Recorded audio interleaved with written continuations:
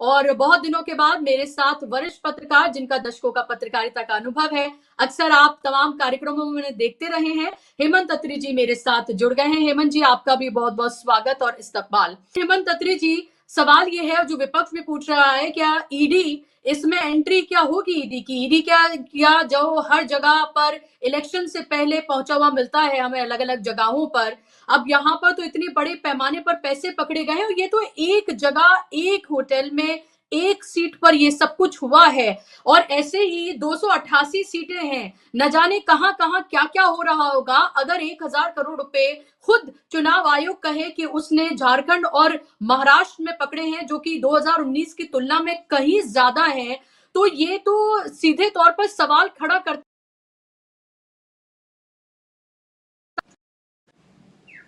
जी देखिए बुशरा जी, आज जो ये घटनाक्रम हुआ है विनोद तावड़े वाला, इसको आप आइसोलेशन में मत देखिए।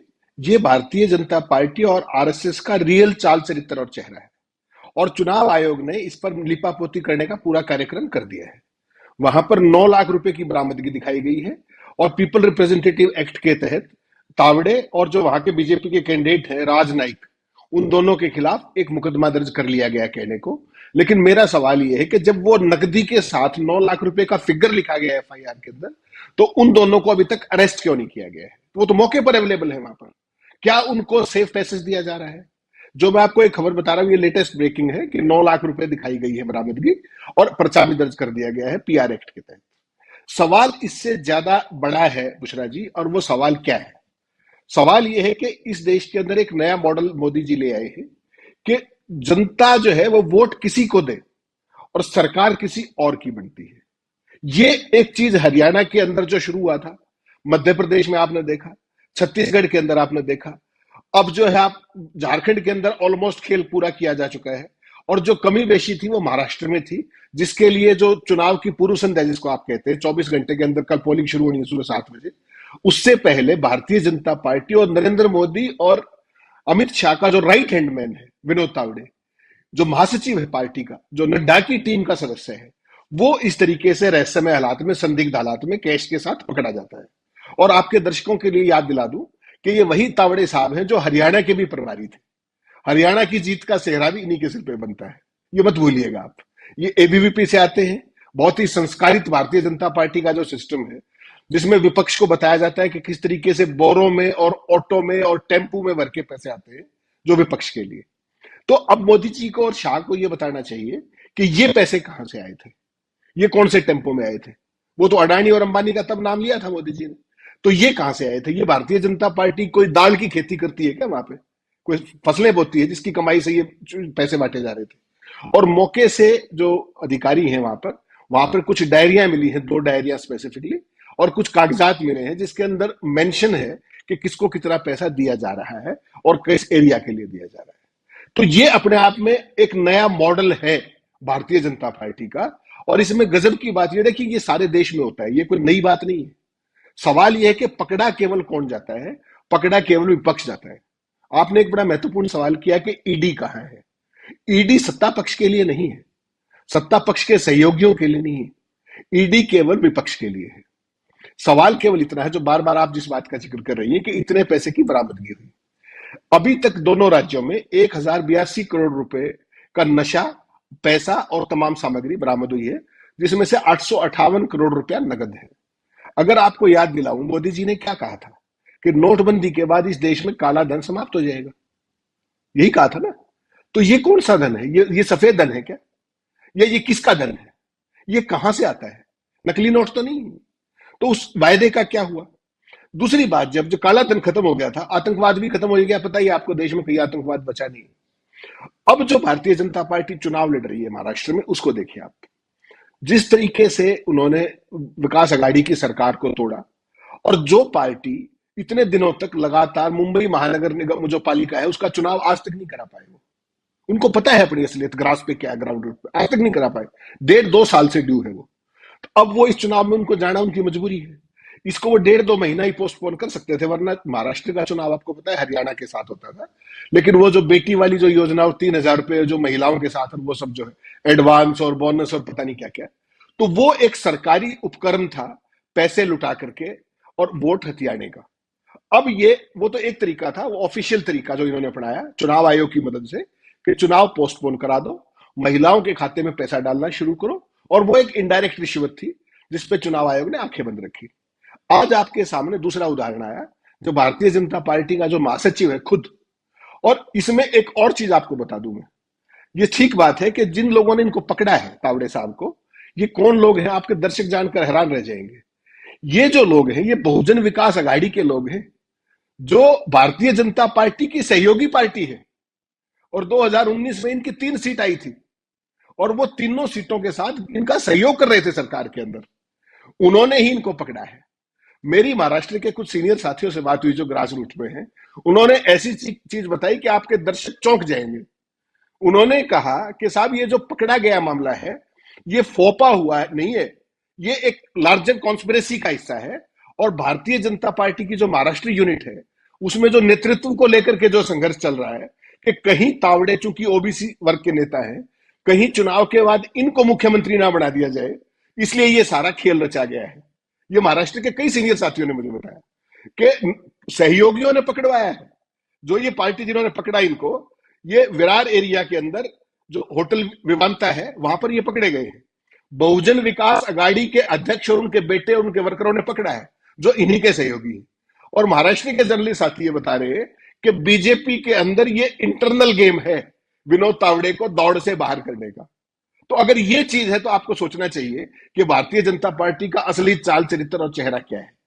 वो अगर कुर्सी की बात आए तो अपने साथी की भी जो कुछ करते हैं वो तो सही है, सरकारी पैसे से रिश्वत देना, महिलाओं को चुनाव के दौरान में इस तरह की स्कीमें लाना, नकद पैसे बांटना, 10-10 हजार तक वो लेके जाना, और चुनाव किस बात पर लड़ना, बटेंगे तो कटेंगे, एक रहेंगे तो सेफ रहेंगे। चुनाव किस बात पे लड़ना चाहिए? 3 साल से आप सत्ता में हैं, आपके पॉलिसी क्या थी, आपके प्रोग्राम क्या थे, और आपका फ्यूचर का रोड मैप क्या है? ये 2 बातें होती है चुनाव की लोकतंत्र में। इन दोनों का जिक्र आपने कहीं देखा?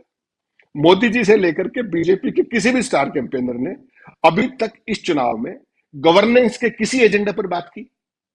कांग्रेस पार्टी और तमाम लोगों पर आरोप लगाते हैं, लगाने भी चाहिए। आज सारे अखबारों में वहां 2-2 पेज का विज्ञापन दिया गया है, और क्या कहा गया कि 100 करोड़ रुपया मंथली सरकार लेती थी, यही कहा गया। आज के विज्ञापन आप देखिए, और हकीकत में जब चार्जशीट पेश हुई तो उसके अंदर लिखते हैं कि 1 करोड़ 80 लाख।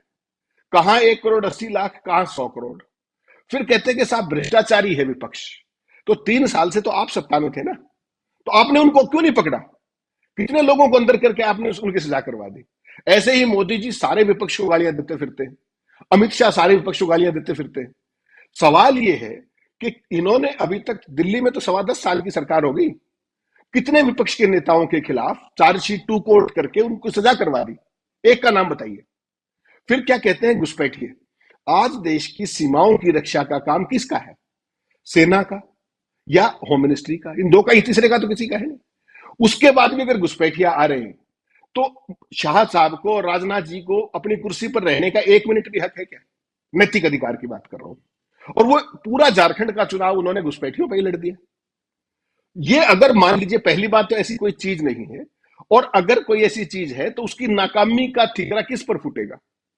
झारखंड की तो कोई भी सीमा बांग्लादेश से नहीं मिलती, कोई सीमा पाकिस्तान से नहीं मिलती। तो वो जो अगर आ रहे हैं तो उसके लिए कौन दोषी है? इस देश का जो आम आदमी है, जो वोटर है, उसके दिमाग पर इतना चश्मा चला दिया गया है धर्म का कि वो मूल सवालों को भूल चुका है।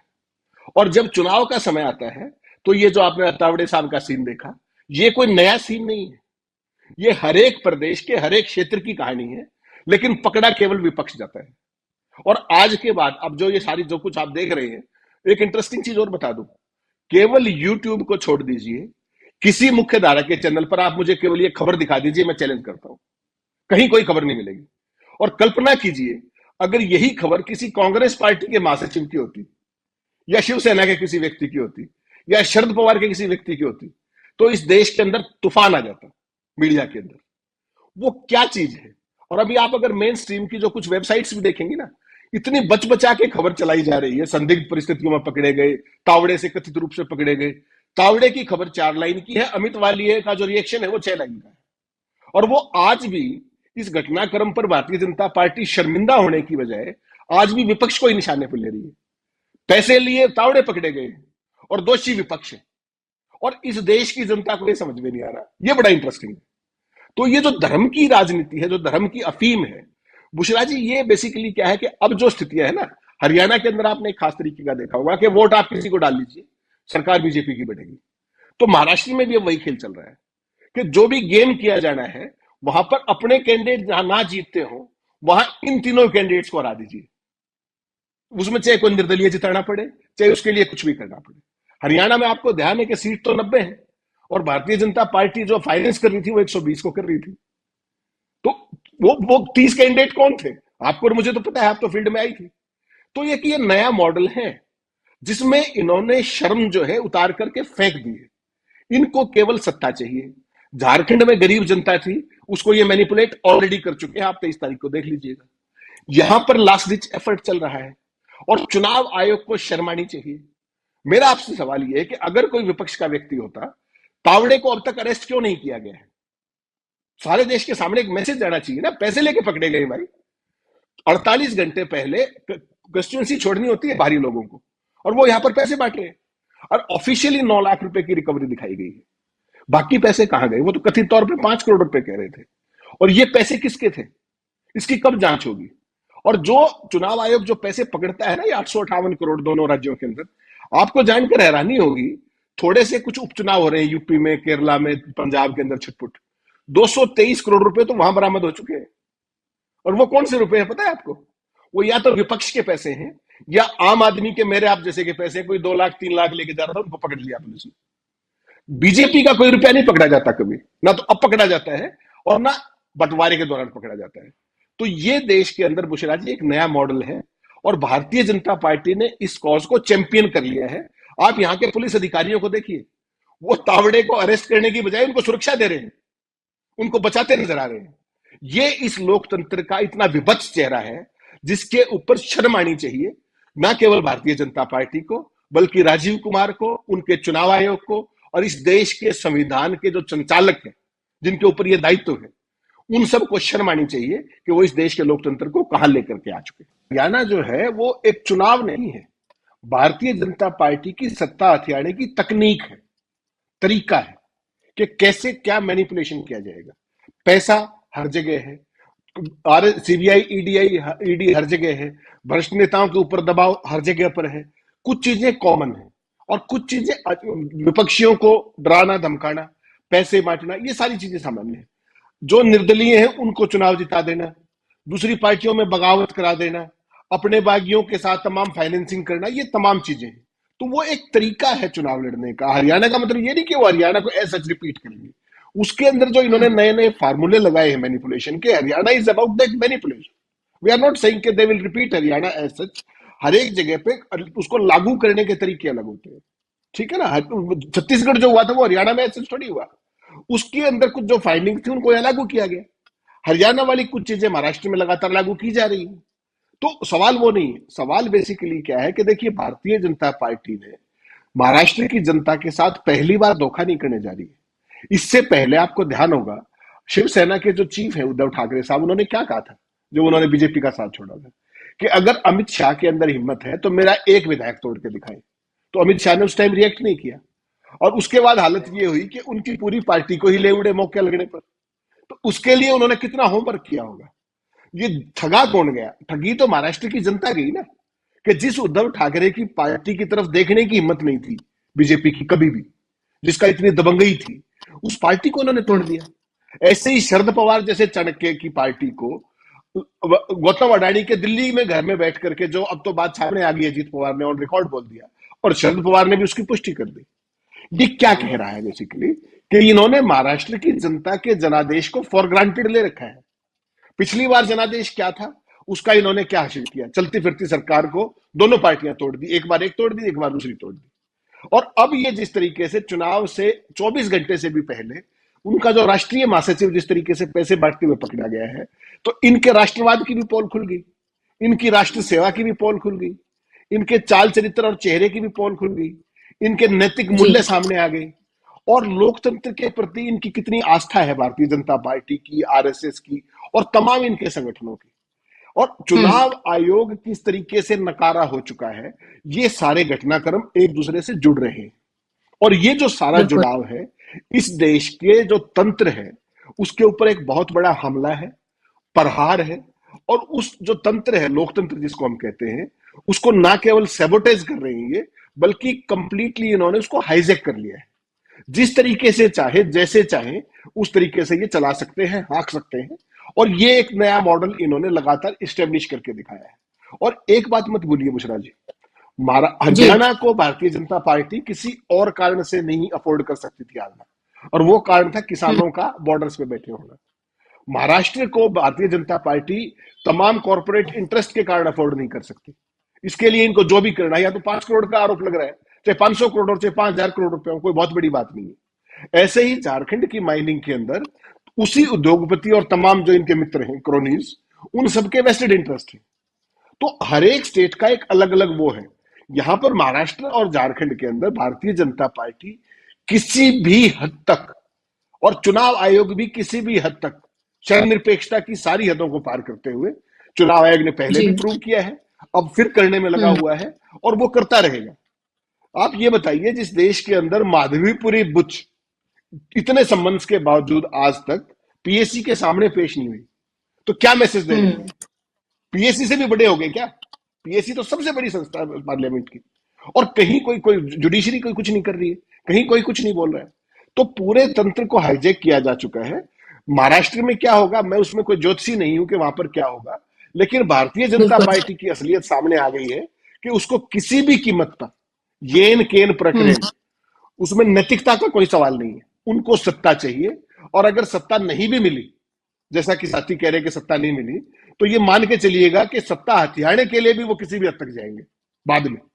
और अगर जी। वहां पर महाराष्ट्र विकास आघाड़ी को एक रेस्पेक्टेबल मैंडेट नहीं मिलता है 175-80 का, तो ये मान के चलिएगा कि भारतीय जनता पार्टी उस सरकार को लंबा चलने नहीं देगी। आपने मध्य प्रदेश में भी देखा, या आपने कर्नाटक के अंदर देखा, क्योंकि इनके पास जो साधन है वो और किसी के पास नहीं है, जो इनके पास एजेंसियां हैं वो और किसी के पास नहीं है।